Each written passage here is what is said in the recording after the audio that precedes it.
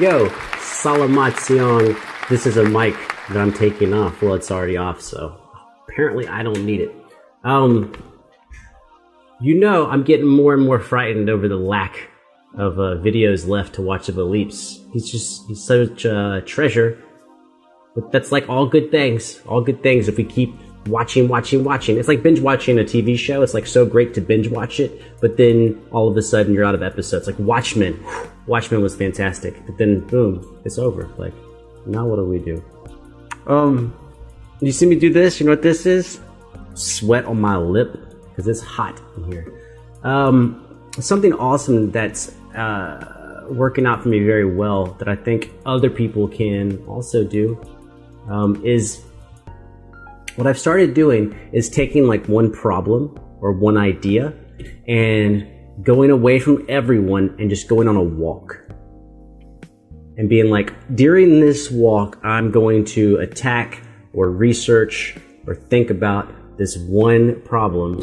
And it's been phenomenal for me because you get to like actually be outside. That's great. And you're walking, which walking might not seem like a big deal, but do you believe it that like walking 2 hours a day that's a lot. Most people don't walk 2 hours a day. Not the average person in an industrial society does not walk 2 hours a day. So you get that, but then also you're isolated from all your distractions and you can like focus on one single topic for even if it's 30 minutes. It's 30 minutes of uninterrupted thought outside of your natural environment, and I find it to just be a great way to reset your brain and your attitude towards the day and find out something important about your specific topic or whatever.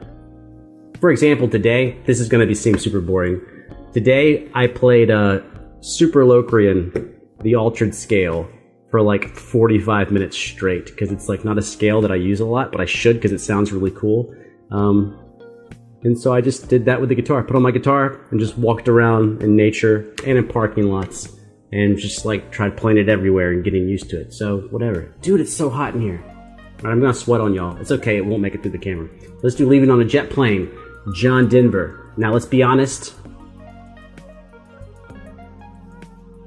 Leaving on a Jet Plane, John Denver is kind of low-key for me. Kind of low-key. But that's what I've loved so far about Aliprss. There's been a lot of songs that Aliprss has covered that I'm like, these songs, I don't. But his playing is always great. His version on a lot of these have been better than the original. To me. For me. So let's go. Let's do it.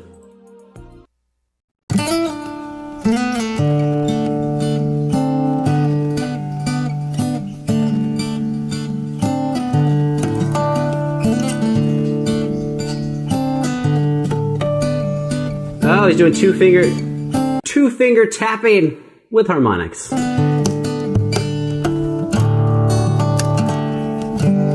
Oh.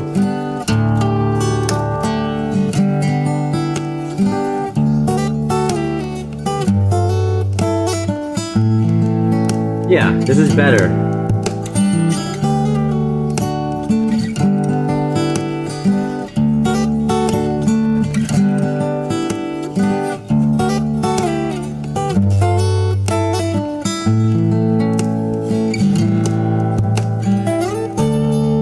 You know what I should do? I should just walk around for an hour every day and just learn to tap with my pinky finger.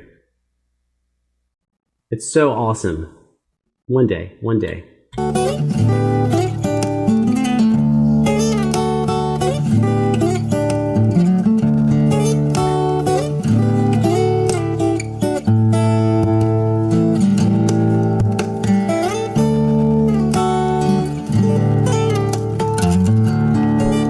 Nice. Oh, the nice was on that bass, that little bass line. Let's back up so you can see that.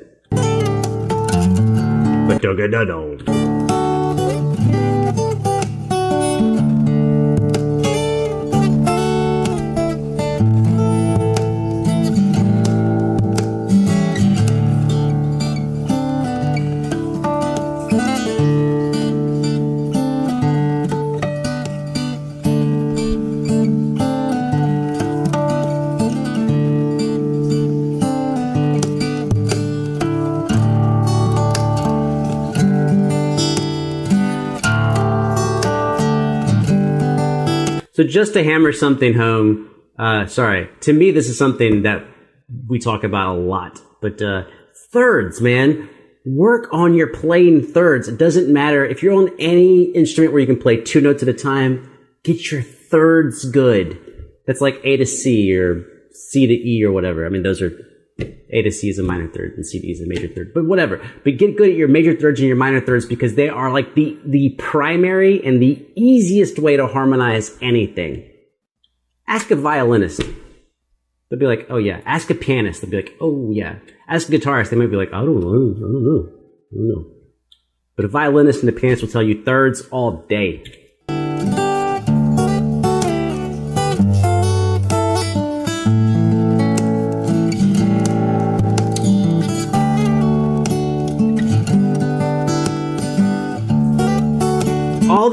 All the stuff he's doing on strings 1 and 2 is all like thirds.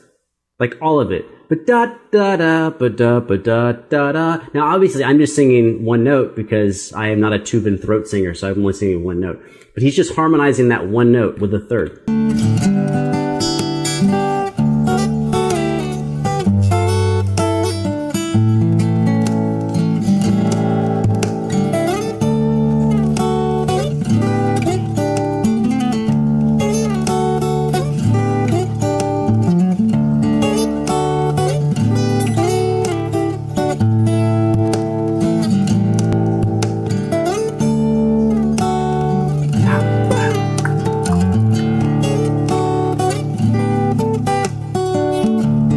I like this so much better than the original.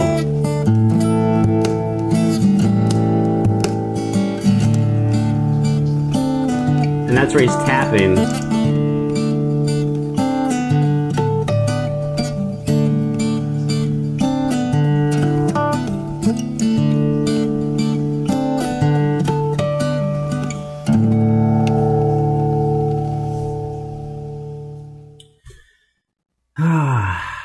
I just love watching great guitarists. And it's one of these funny things is that like I've been watching awesome guitarists for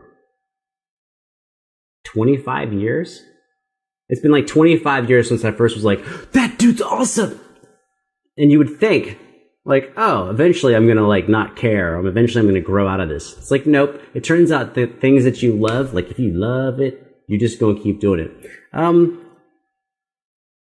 Guitar time. Let's see if there's anything I can show you. I don't know how much anything very specific to that song. Oh, and I just realized I was going to show you like a really popular song, but I can't because I'll get like copyright strikes or whatever.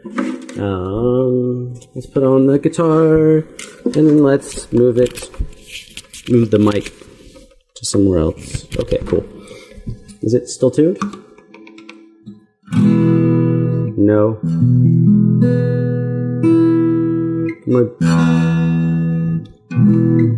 Okay. So if you don't know what thirds are, here's a simple thing. You can look up any scale and just take the first note, skip the next one, and take the next note. So take notes 1 and 3. Right? So if I was starting with a C for a C major scale, C, D, E. So I take notes C and E and play them at the same time. And just do that with every note in the scale. So like C, E, D, F, E, G, what's next? F, E.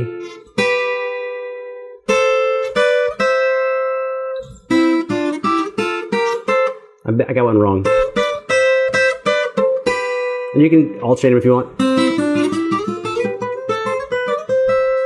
Those are thirds. And they make like everything sound nice.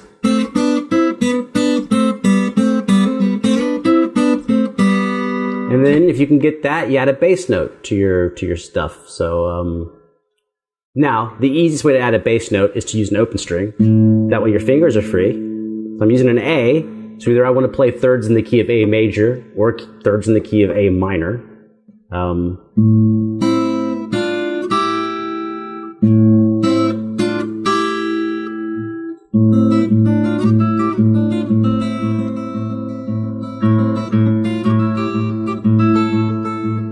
Now those are not thirds. This right here, that's not a third. But these were. So you can do triplets. Triplet, triplet, triplet. Or just do like thumb, index, middle, index, and do 16th notes. But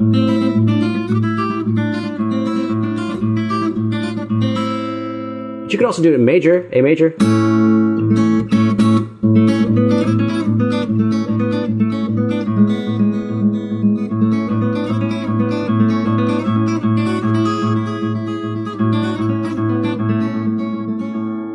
Thirds, dude. Gotta do them thirds. Now, at some point in there, he was tapping these thirds. Now, mic placement is very important for tapping because tapped notes are not as loud as other notes. So the closer, like if I had my mic right here or on the sound hole where Aliprss has it, you'll hear my tapped thirds much louder. They're very quiet. Now, the stronger I snap my hand down, the louder the notes will be. But, yeah. You did a great job. When's the last time you did a bad job?